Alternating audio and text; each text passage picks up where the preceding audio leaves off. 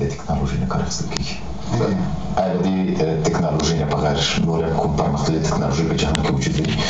وجود لري؟ ستاسو په نظر باندې څه وخت افغانستان ته ورسېږي؟ د افغانستان خلک څه وخت د نوې موټرې ټکنالوژي نه برخمن شي؟ بله سر په افغانستان کې د جی اس ام ټکنالوژي چې دې ته هم 2G نیټورک ورته وایي،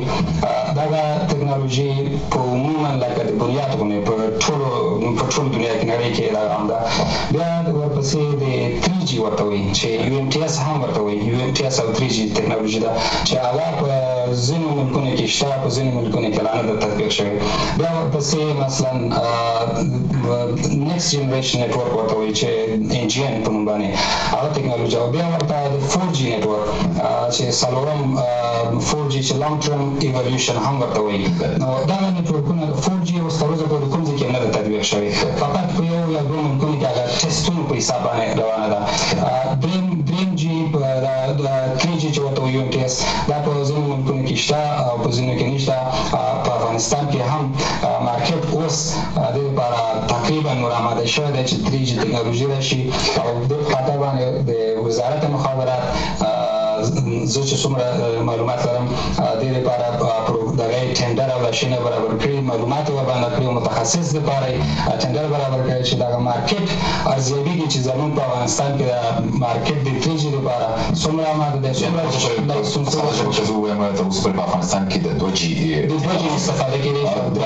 3G ټکنالوژي کوم خصوصیات ځانګړي دي تاسو د څه بلند ویلې شي؟ په 3G کې مثلا هغه نور value added services ورته وایي، هغه اضافه کېدلی شي. په هغې کې مثلا په ټلیفون باندې تصویر لیدلی شي، په اوس په مکالمې کې یا په ټلیفون کې یو بل سره هم لیدلی شي چې هغه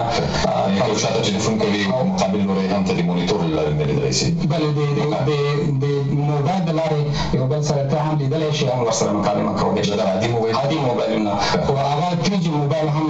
باید موبایل خپل بعضې موبایلونه د هغه کامره لري، بعضې موبایلونه کامرې نه لري. ځکه بعضې 3G موبایل کې چې ته کامرې ولري په عین وخت کې څوک خبرې کوي سره یو بل لیدلی شي، یو بل هم لیدلی شي چې د هېواد نه بهر وي که نه بهر نه هم کېدی شي. خو خبر ده چې بهر نه بیا هغه بندویت او هغه لږ مشکلات وي. خو په داخل کې په خپله نیټورکونو کې چې کوم نیټورک مثلا 3G لري او کوم یو موبایل کامرې لري، نو دوی کولی شي چې مکالمې په عین وخت کې عکسونه هم د یو بل سره وویني. دغه د بهتر اقتصادي موضوع څه ښځه مو په ژبه اگر چې مخکې تفسیر هم تاسو درلودله چې د هوا د لارې لاین او د ځمکې د لارې د هوا د لارې خو طبیعي خبره ده چې بې لاین خبره ده، او د ځمکې د لارې نښېدل طبیعي خبره ده چې د لاین په واسطه باندې وي. نو دغه ښېګڼې که تاسو ورته وایي اصلا ده چې د هوایي لاین یا د موبایل مکالمه دا هېڅکله د زمیني لاین مکالمې سره نشي مقایسه کېدی، ځکه زمیني لاین کیفیت او خدماتو دا یې ښه وي. او بل دا دی چې د زمیني لاین په اکثرو ځایونو کې داسې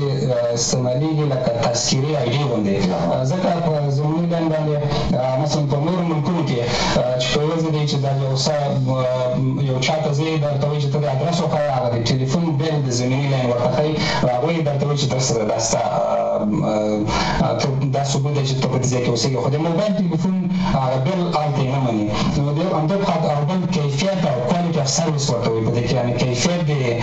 د مکالمې او د خبرو نو دا په د زمیني لاین کې ډېره ښه ده نسبت د موبایل نه. او بل دا چې موبایل په بیټرۍ ته ضرورت لري، مثلا چارجولو او یا کوم ځای کې سیګنل وي کوم ځای کې نه وي. زمیني لاین دایم لپاره په کور کې سیګنل هم ورته سیګنل ته هم ضرورت نه وي، هر وخت کې ټلیفون آماده وي، برق ته ضرورت نه وي. نو په همدې خاطر باندې باید هر سړی کور کې یو کم از کم یو د ټلیفون د زمیني لاین دا باید کور کې ولري. سرکه بل خبر دا دی انجینر صاحب تاسو بهتر معلوموي چې کله د موبایلونو اړیکې سره ټینګېږي په عین مکالمه کې غږ قطع کېږي، بیا یو څوک وایي چې ولري ورته د بهرنیانو موټر تېر شو اوس ما غږ درسره قطع شو. دا د بهرنیانو موټرو چې کوم جمال استعمالوي دا ستاسو په نظر باندې داسې هم ویل کېږي چې دغه جمال استعمال په خپل باندې په اعصابو باندې هم منفي اغېزه لري. بل ونیول چې د خلکو دپاره یو مزاحمت پیدا کړی دی چې په ذهن کې دغه موټر چې جمال استعمالوي بهرنیان د افغانستان په ټیلیکومونیکیشن کمیونیکیشن کې یو ستونزه ایجاد کړې ده د دې ستونزې د رفع لپاره تاسو په نظر باندې کوم لارې چارې وکړئ چې د مخابراتو وزارت هغه په نظر کې ونیسي اصلا د یو د کال د ټلیفون پاتې کېدلو مسله دې ته په اصطلاح کال ډراپ په انګلیسي کې ورته وایي چې دا په اکثرو ملکونو کې هم وي د ټلیفون کله سیګنال ښکته شي کم وي کله زیات وي مکالمې کله ناکله قطع کېږي خو باید بیا کنټرول شي چې دلته د وزارت مخابرات یو اداره هم لري د اکرا په نوم باندې چې دا کنټرول ټول شرکتونه کنټرولوي چې د دوی کیفیت ښه شي د دوی د ټلیفون خدمات ښه وي د کال ډراپ کم وي مکالمې او بله موضوع چې د حساب موټرې تېرېږي دا هېڅکله د انسان وجود ته ضرر نه لري لکه مخکې چې ما ویل دا جمر هم چې د صرف فریکونسي جمع کوي چې مطلب هغوی امنیتي ستونزو په خاطر باندې چې په کوم مسیر باندې تېرېږي هلته دا سیګنل جمع کوي خو دا یو امنیتي مسله ده په دې کې زه فکر نه کوم چې د افغانستان حکومت هم سوال هم وکړ چې ځکه